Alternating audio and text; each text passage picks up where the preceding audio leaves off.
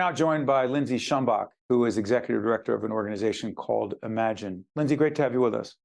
Thanks so much for having me. We'll put up the website for Imagine. Tell everyone what the organization is and who you serve. Yeah, thank you, Steve. Imagine is a free year-round grief support center that supports children as young as 3 years old, all the way up to 18 and young adults, as well as their caregivers. And our families have suffered a loss due to death. Often it's the loss of a sibling or the death of a parent that bring children and families to us, but sometimes it's a grandparent, another important figure, even a best friend. For you, this is highly personal. 2018, you lost your husband, Michael. Talk about that experience and your connection then to Imagine. Yeah, I started my career as a teacher in the city of Newark, and it was the absolute love of my life. My family and I threw everything we had into building schools and working with children. And in 2017, my husband, Mike Schambach, was diagnosed with stage 4 colon cancer. And although as a principal in Newark, I had supported many families through losses, it wasn't until I had experienced the devastation of a diagnosis like that, and then eventually the death of my husband, it helped me understand what grieving children really need. I had a 4-week-old daughter and a 4-year-old son at the time, and had to figure out how to put my life back together. And what grieving families really need is community. And I found that at Imagine. So in 2018, my 4-year-old son and I drove down to Mountainside and started attending group at Mountainside. And it's truly what helped me put my life back together. What happens in group? Our groups start with opening circle for our young children, where they learn to express the loss that they've experienced. And so in that, they share their name and the name of the person who died. And we have a very important rule at Imagine, which means that you can always pass, because we know that our children's story is their own. They never have to talk about their loss. They never have to say it. But often our children find such community and such power in knowing that they're not alone at Imagine, and that everyone who's here has experienced the death of someone that means so much to them. So we start with opening circle, and then our kids break into peer support groups. So our 3 to 5-year-olds go with their age groups, our teens go with each other, and then the parents and caregivers go into their own adult support groups.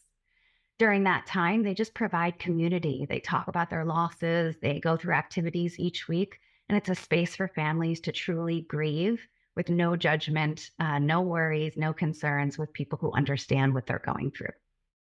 You know, there's a phrase here I'm trying to make sense of, and you'll help us. One of the goals is to, quote, normalize grieving. What does that mean? In our society, grief is really seen as something that people run away from. We feel like grief is something that needs to be fixed, that it will happen in stages, but that's just totally not true. It's not the experience of people who are grieving. Grief is a lifelong experience, and it's not something you get over. It's something that families have to learn to live with. And so by normalizing grief, we help people understand that it's okay to grieve, it's natural and it's normal to experience this, and that what we learn together is that we carry on with our grief. It's something that we live with every day, and that we don't actually have to forget the person who died or put our grief aside. Going through the grieving process is natural and normal after someone you love dies. Tell us about your children today. My son is now 9 years old, Cameron, and he is loving life as a karate yellow belt, actually orange belt. And my daughter, Chloe, is now 5 years old. And the amazing thing about watching Chloe is I've watched the developmental stages of grief really come to life. She obviously got to spend 4 weeks with her father. And as a young 3-year-old, she often would make up stories about how he died, even though we would regularly tell her the truth. We at Imagine really believe kids deserve to know the truth, that years later, adults, we have to live by what we told our children. And so we shared with Chloe the truth about how her father died. He died of cancer. But our 3-year-olds, they really see death as not permanent. It's temporary in their minds. And so they need to be reminded regularly of the truth of what happened. And my son, who's 9, tells the story beautifully. I remember he was switching schools as a first grader and said, "Mom, how am I ever going to explain cancer to a bunch of 7-year-olds?" And he really understood it himself. He knew that Some people survive and some people don't. And it doesn't mean we did anything wrong. And so my son's ability to articulate his feelings, express what's going on in his head are really a product of the time he spent at Imagine. It's interesting how you describe many people run away from grief and hand up. I'm part of that. So, and not proud of it. Never, like millions of others, don't handle it well.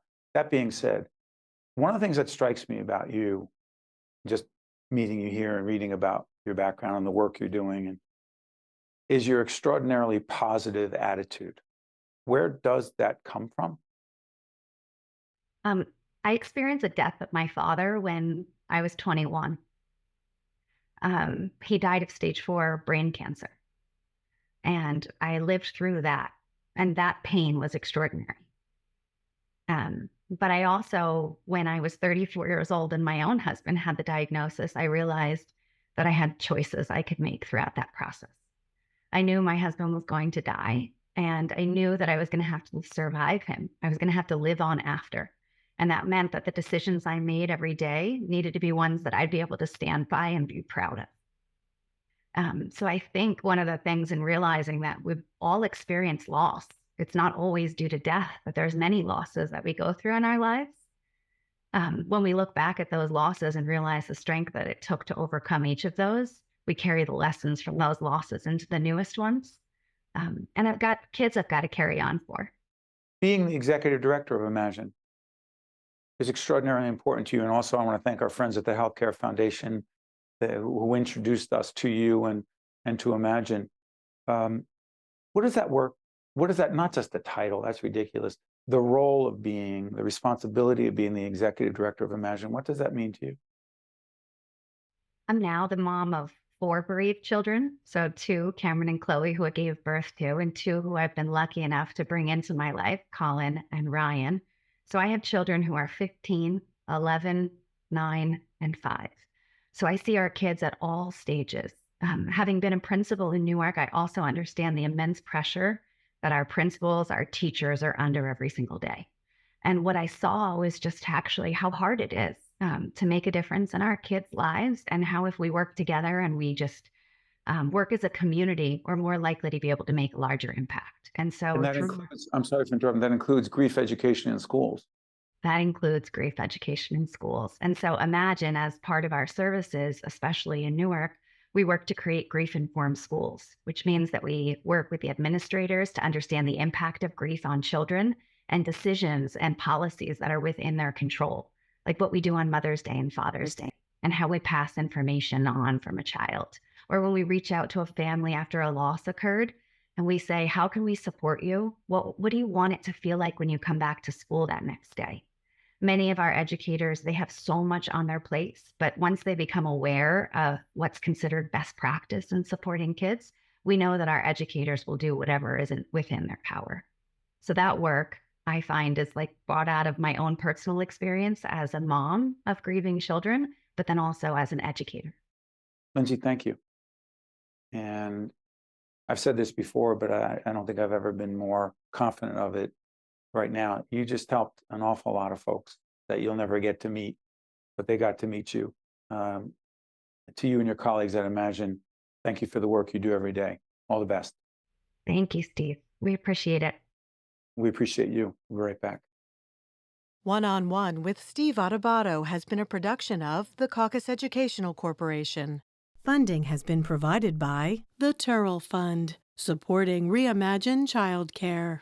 The Healthcare Foundation of New Jersey, PSC&G, NJM Insurance Group, Horizon Blue Cross Blue Shield of New Jersey, Rowan University, the New Jersey Economic Development Authority, the New Jersey Education Association, and by PSC.